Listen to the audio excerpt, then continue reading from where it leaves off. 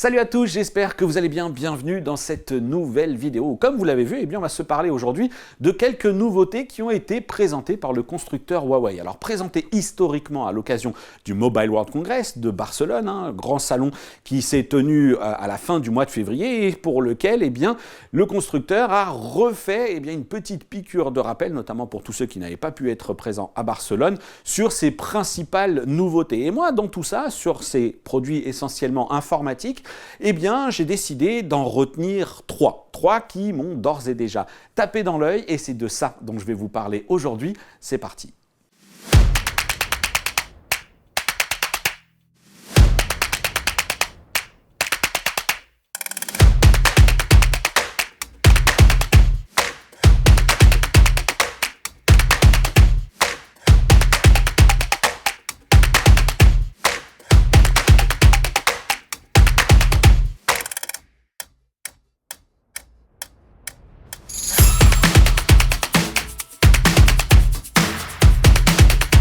Et oui, il va falloir vous y faire. Cette chaîne YouTube a pour vocation à se diversifier dans son contenu parce que oui, il est vrai que si vous êtes abonné à la chaîne, vous l'avez bien vu, c'est des tests de télé essentiellement que je réalise autant que possible, tests et actualités, décryptage, etc. C'est un sujet qui me passionne, mais c'est pas le seul parce que je collabore beaucoup avec Club X sur plein d'autres thématiques, la domotique, les produits liés à la mobilité, que ce soit de la trottinette électrique, du scooter électrique, des essais auto, etc. Et puis 15 ans chez 01net.com, qui était effectivement en son temps leader sur les nouvelles technologies, ça a aussi créé certaines synergies avec certaines marques, certaines passion aussi pour différents produits liés notamment aussi à la smart home. Donc peut-être que tout ça, ça va venir compléter ce qui va se passer ici sur cette chaîne. Donc j'espère que si vous êtes d'ores et déjà abonné, que ça continuera de vous plaire, cette production de contenu, et aussi aller chercher peut-être une audience encore un petit peu plus large, encore un petit peu plus diversifiée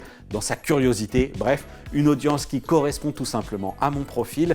Et aujourd'hui, j'ai souhaité vous parler, quitte à découvrir des produits en vrai, à les avoir entre les mains, j'ai décidé de vous parler donc sur le retour des annonces de Huawei, qui effectivement est revenu sur ce qu'il avait présenté sur le salon Mobile World Congress à Barcelone, tenu fin février, comme je vous le disais. Et même s'il y avait un petit peu de tout, notamment ces smartwatches, il y avait évidemment les smartphones qui étaient là, moi je me suis surtout intéressé à trois produits qui m'ont d'ores et déjà tapé dans l'œil, comme je le disais, à savoir effectivement donc la MateBook E, la MateStation X, mais aussi la MatePad Paper, et vous allez voir qu'il y a des petites choses qui m'ont plutôt bien intéressé, bien plu, et on commence tout de suite par la MateBook E. Bon alors d'abord, est-ce qu'il faudra dire la MateBook E ou le MateBook E? Je vous laisserai bien faire comme vous voulez, mais sachez que du côté de chez Huawei, eux présentent ça comme un PC portable. Oui, c'est pour eux une solution qui vraiment a pour but de vous aider à travailler dans des situations de mobilité. Pour ma part, c'est vrai que je considère plutôt ça comme une tablette, tout simplement, à laquelle le constructeur a rajouté son fameux Magnetic Keyboard qui est certes complet parce qu'il y a la partie clavier, mais en plus il y a la partie touchpad qui effectivement à l'usage transforme ça en quelque chose d'assez proche d'un PC portable conventionnel. Alors je vais naturellement commencer par la principale caractéristique technique concernant ce produit, à savoir l'écran. C'est une dalle OLED, 12,6 pouces, 16 dixièmes, 2560 par 1600 pixels.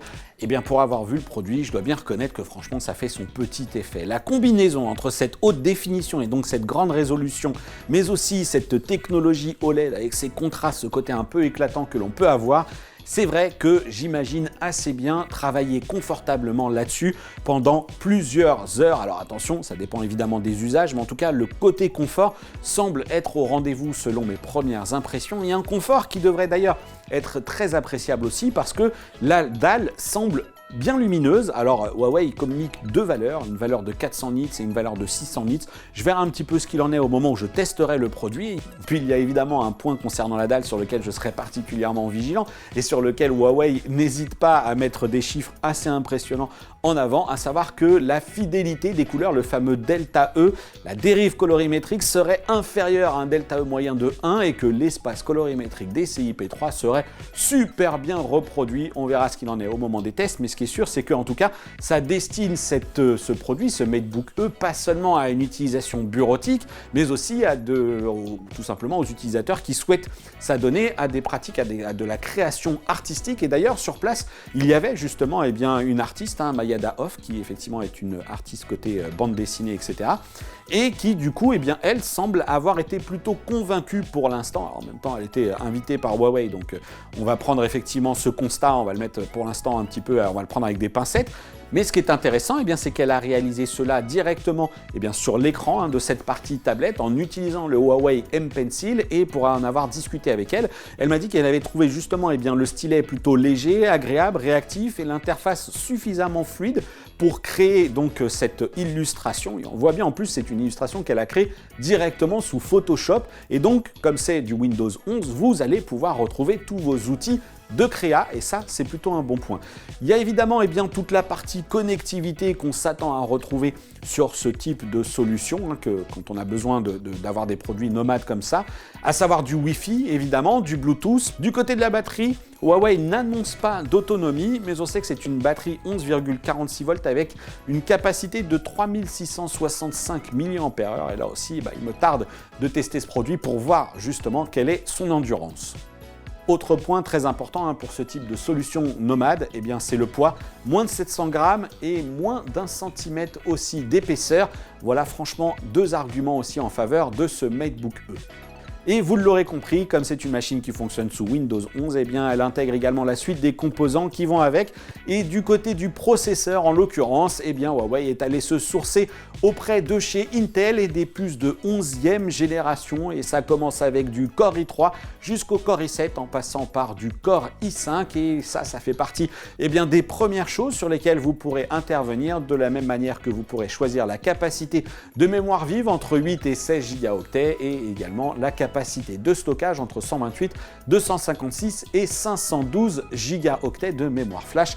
Et évidemment, tout ça, ça va avoir un impact sur le prix et ça crée un écart que je trouve assez considérable puisque la MateBook E, son premier prix, démarre aux alentours des 700 € et s'étalerait jusqu'à 1600 € environ. Et forcément, ça fait un très gros gap et je suis curieux de voir comment le constructeur justifie cela dans son équipement entre effectivement le Magic Keyboard, le Pencil, etc. Bref, tout ça, ça ne m'a pas encore été vraiment précisé. Affaire à suivre de ce point de vue-là. Ce qui ne m'empêche pas pour autant de vous livrer mes premières impressions sur cette MateBook E. Oui, c'est la raison de cette vidéo avant de passer d'ailleurs au produit suivant. Premières impressions globalement positives. C'est un joli produit. Je pense vraiment que le constructeur propose ici une solution de mobilité intéressante. C'est un produit avec un faible encombrement, léger, qui peut faire plein de choses, notamment de par son interface Windows 11. On verra ensuite ce qu'il en est des contraintes techniques liées cette fois-ci à l'équipement, processeur, mémoire vive, etc. Je suis assez curieux de voir comment Windows 11 va vieillir au sein de ce produit-là.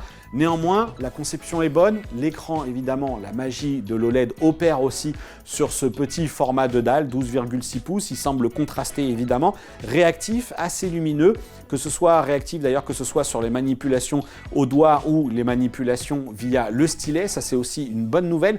L'étui, lui, m'a laissé un petit peu plus perplexe. Il est de bonne facture, etc. Plutôt relativement bien conçu, mais j'ai été interpellé pour l'instant par la conception du déploiement de cette béquille. Je trouve qu'il faut vraiment forcer pour tordre l'arrière de la coque pour faire ainsi cette béquille. Le clavier, je m'attendais à une sensation de frappe très douce, très soft. On n'est pas sur quelque chose d'aussi agréable, aussi soft que je l'aurais imaginé. Bon, évidemment, ce n'est pas désagréable pour autant à utiliser. Et puis surtout, le touchpad réagit lui aussi très bien. Donc là aussi, c'est à découvrir dans une prochaine vidéo. Je suis curieux de voir comment tout ça va vieillir. Et j'ai aussi été plutôt agréablement surpris par les deux capteurs 8 et 13 millions de pixels qui sont intégrés dans la tablette, des capteurs qui semblent effectivement offrir une bonne qualité d'image et c'est un atout quand on sait que ce type de solution va pouvoir être utilisé pour des usages un petit peu plus professionnels, shooter une photo, la légender avec le stylet et évidemment réaliser des conférences en visio avec ses collègues via les outils traditionnels disponibles sur les interfaces de Windows. On va maintenant s'intéresser au deuxième produit. On change de taille, de format et d'inspiration aussi, puisqu'on va se parler du Huawei MateStation X, qui est en fait un PC tout en un dissimulé derrière un écran de 28,2 pouces. Et c'est une solution, là encore, que j'ai découverte sur place. Et franchement, regardez, c'est plutôt un joli produit. Et si je vous parle d'inspiration, hein, oui, vous l'aurez compris, c'est que ce MateStation X fait quand même furieusement penser à un certain iMac de chez Apple, un autre ordinateur tout en un, sauf qu'ici, ça fonctionne sous Windows et qu'il a tout de même quelques particularités, à commencer par la taille de son écran 28,2 pouces avec une définition de 3840 par 2560p. C'est un ratio 3,5, une dalle qui elle aussi promet une jolie, affiche une jolie intégration parce que Huawei a eu cette capacité à réduire au maximum les bordures de l'écran, l'écran lui-même qui occupe 92% environ de cette surface en façade et c'est vrai que le résultat est très agréable à l'œil. Une dalle que là aussi je ne manquerai pas d'évaluer à l'occasion du test puisque là aussi le constructeur promet une très grande fidélité des couleurs avec un delta E là encore inférieur à 1 mais aussi et surtout cette capacité à nous proposer une interface intégralement tactile, et oui, tactile multipoint, 10 points même, nous a-t-on dit. Et c'est vrai qu'on peut se poser la question de l'intérêt de cet écran tactile lorsqu'on va l'avoir sur son bureau. Est-ce qu'on prendra le temps d'aller tendre la main, etc. En tout cas, moi j'ai pu commencer à manipuler ce produit et ça semblait plutôt relativement réactif. Réactif dans l'interface, évidemment, et réactif sur le premier abord, sur la partie fluidité du système. Mais du côté des performances, pour l'instant, je ne m'avancerai pas plus parce que évidemment celles-ci seront dépendantes de l'équipement qui sera embarqué à bord et visiblement pour l'heure il ne serait question que de choisir le processeur qui sera proposé. En l'occurrence il s'agira soit d'un processeur AMD Ryzen 5 ou Ryzen 7 et il faudra ensuite se contenter de 16 Go de mémoire vive, 2 fois 8 Go et 512 Go de stockage et je n'ai pas eu d'information quant à une quelconque possibilité de faire évoluer ensuite la machine en ouvrant un petit peu l'électronique, rajoutant une barrette de mémoire, changeant la mémoire flash. Bon, tout ça, pas d'informations encore pour l'instant là-dessus, donc affaire à suivre. Pour en revenir à l'écran, vous pouvez voir sur ces images qu'il ne s'agit pas d'une dalle qu'on peut ajuster en hauteur, mais que l'on peut tout simplement incliner sur quelques degrés d'avant en arrière. Et d'ailleurs, certains l'auront sans doute compris, mais en fait, ce MateStation X, c'est jamais qu'un MateView de chez Huawei auquel on aurait rajouter la partie PC au dos et le résultat est quand même plutôt bien concrétisé. Je l'ai dit, un bel aspect pour la partie façade avec l'intégration de l'écran, etc. Un bel aspect aussi pour les tranches du produit, notamment on va retrouver sur le bouton marche un capteur d'empreinte digitale qui vous facilitera la connexion à Windows. On va retrouver aussi une connectique dans le pied et un pied qui en façade affiche un système audio réalisé en partenariat avec Devialet. Alors moi j'ai juste pu écouter très rapidement le résultat avec une vidéo YouTube et c'est vrai que ça semblait assez étonnant. Là aussi, les prochains tests me permettront de vous en dire un petit peu plus sur le sujet. Et je profite aussi de cette découverte du MateStation X pour vous parler de ce que Huawei appelle cette fameuse super connectivité qui consiste tout simplement à utiliser vos périphériques, vos appareils mobiles, que ce soit du smartphone mais aussi de la tablette, directement en lien avec les PC fixes, en l'occurrence ici, et on voit bien qu'il est très simple de connecter son smartphone directement à l'écran du PC, de faire du simple drag and drop pour transférer des fichiers, et pourquoi pas aussi connecter votre tablette 11 pouces, 12 pouces, peu importe, et en faire un deuxième écran pour continuer de travailler comme ça en mode continuité, que ce soit dans du partage d'écran, dans du partage de fichiers, etc.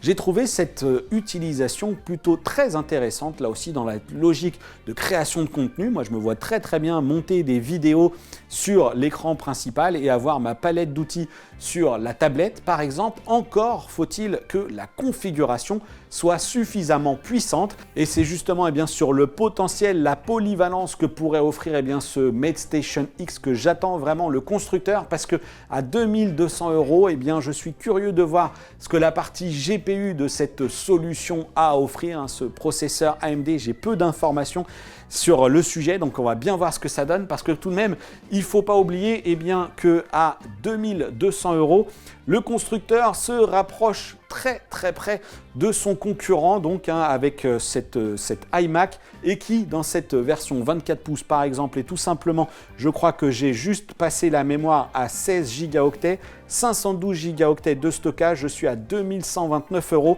avec néanmoins ici, attention, grosse précision, on est au cœur du système avec une puce Apple M1 qui, on le sait, a tout de même montré des capacités techniques et des performances assez redoutables. Donc attention, là aussi, Huawei a bien positionné le produit en termes de tarifs.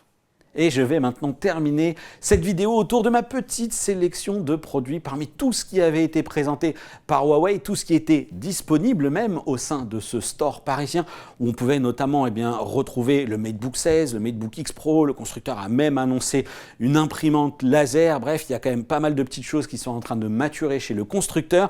Et pour autant, moi, c'est un tout autre produit qui a attiré mon attention. Vous le voyez, il est juste là derrière moi.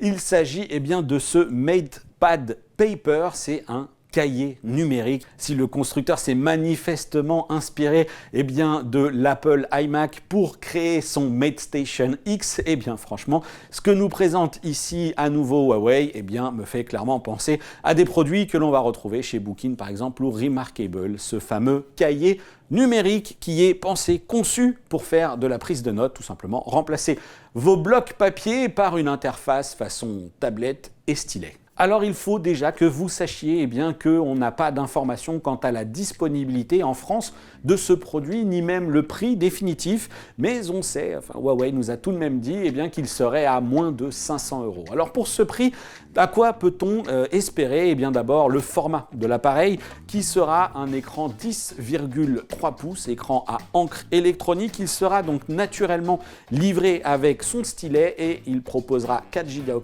de mémoire vive et 64 Go de stockage.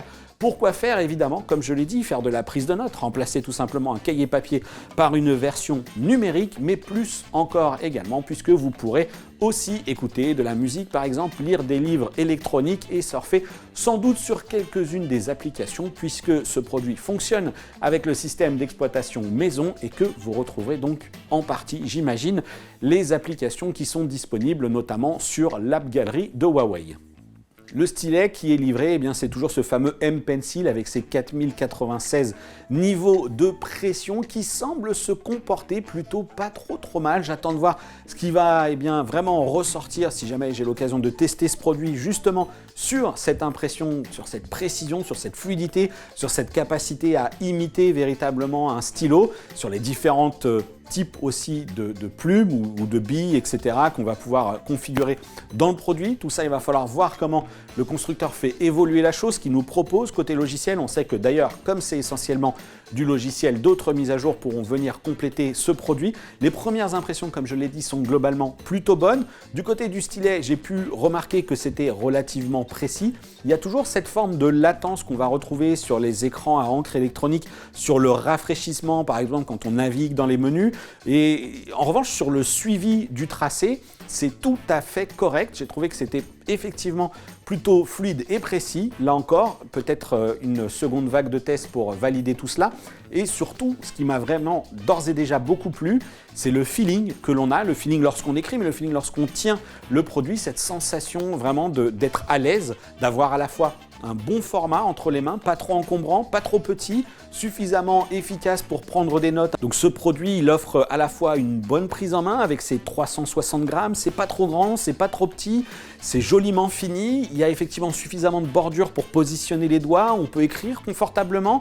Donc j'attends aussi de voir ce que le constructeur nous réserve, essentiellement d'ailleurs côté logiciel je pense, parce qu'on sait par exemple que chez Remarkable, il y a plein de types de cahiers, par exemple, que ce soit pour créer des illustrations, des bandes dessinées, que ce soit par exemple pour les musiciens qui voudraient créer des tablatures, qui voudraient créer des partitions de musique. Il y a plusieurs exemples comme ça de cahiers numériques que je n'ai pas eu le temps encore d'éprouver et de voir si le constructeur avait prévu ou non de le faire, mais de toute façon, c'est de la mise à jour logicielle pour moi, donc je pense que Huawei pourrait tout à fait débarquer et proposer ce genre de solution. Et surtout, eh bien, ce produit pourrait faire une grosse différence par rapport à la concurrence justement, eh bien, c'est que l'écran est ici rétro-éclairé pour la MatePad Paper, ce qui est donc un atout évident. Et d'ailleurs, j'avais sur place un confrère de la presse avec moi qui, lui, utilise au quotidien une tablette, enfin un cahier numérique Remarkable et qui m'a dit qu'a priori, les premières impressions pour lui aussi à l'égard de ce MatePad Paper étaient plutôt positives. Donc on verra ce qu'il en est effectivement lorsque le produit sera disponible. Dernier point concernant le Mediapad Paper, eh bien, le constructeur n'annonce aucune autonomie pour son produit. Il faudra attendre encore un petit peu que l'on soit proche cette fois-ci de la phase de commercialisation finale, sans doute pour en savoir un peu plus. Pas de date de disponibilité et on sait juste que le tarif serait inférieur à 500 €. Bon, ça veut un peu tout et rien dire. Affaire à suivre. Voilà, cette vidéo touche à sa fin. Si elle vous a plu, n'hésitez pas. Vous savez quoi faire, hein. Le petit pouce qui motive, qui est bon pour l'algorithme de YouTube. N'hésitez pas à partager. Si ça ne vous a pas plu, exprimez-vous aussi dans les commentaires. Et si ça vous a plu aussi et surtout d'ailleurs, n'hésitez pas. Retrouvez-moi sur les réseaux sociaux. Vous les voyez, ils s'affichent juste là. Le groupe de discussion Discord avec le lien qui est disponible dans la description. N'hésitez pas à me dire naturellement ce que vous avez pensé de cette vidéo, des produits Huawei peut-être en règle générale. N'hésitez pas aussi à me dire si vous souhaitez plus particulièrement que je teste d'ailleurs un autre des produits de la marque. Vous savez que j'ai testé le MateView GT34 qui est un bon moniteur. Vraiment, c'était très intéressant d'avoir ce produit et le constructeur est tout à fait disposé à continuer à travailler avec moi, un noble journaliste indépendant. Et quoi qu'il en soit, donc si vous avez des souhaits pour les produits pour lesquels vous souhaiteriez que je vous parle, n'hésitez pas à me le dire, c'est tout à fait possible, j'imagine. Voilà, j'espère encore une fois que cette vidéo vous aura plu. Si c'est le cas, vous savez quoi faire. Je vous dis à bientôt pour une prochaine vidéo sur la chaîne. D'ici là, portez-vous bien. Ciao!